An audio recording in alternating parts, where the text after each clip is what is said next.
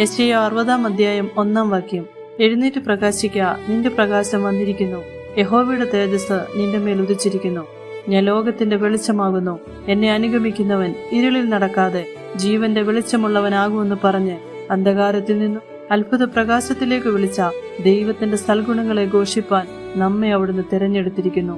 അടുത്ത പ്രവാചകനായ ഏലീശയെ അഭിഷേകം ചെയ്യേണ്ട ഏലിയാവ് ഇസബേലിന്റെ വാക്ക് കേട്ട് മരിക്കാനായി ആഗ്രഹിച്ചു. ചൂരച്ചെടിയുടെ തണലിൽ ഉറങ്ങുമ്പോൾ ദൂതൻ വന്ന് തട്ടി ഉണർത്തി, എഴുന്നേൽക്കുക, കഴിപ്പാനായി കനലിൽ മേച്ചോട്ട അടയും ഒരു തുരുത്തി വെള്ളവും കൊടുത്തു. വളരെ ദൂരെ യാത്ര ചെയ്യുവാനുണ്ടെന്ന് പറയുന്നു. നമ്മെ ദൈവം തിരഞ്ഞെടുത്തിരിക്കുന്നത് അവനായി പ്രകാശിക്കാനാണ്. മറ്റുള്ളവരുടെ വാക്കുകൾ കേട്ട് സാഹചര്യങ്ങളെ നോക്കിയിരുന്നാൽ ദൈവമഹത്വം വെളിപ്പെടില്ല.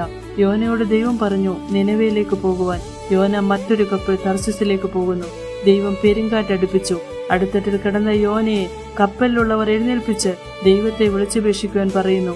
അനേകരെ കർത്താവിലേക്ക് അടുപ്പിക്കുവാൻ നമ്മെ ദൈവം ഉപയോഗിക്കട്ടെ.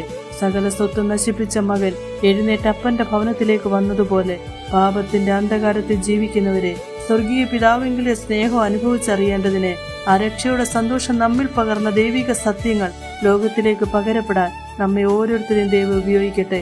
സമയം തക്കത്തിൽ ഉപയോഗിക്കാം.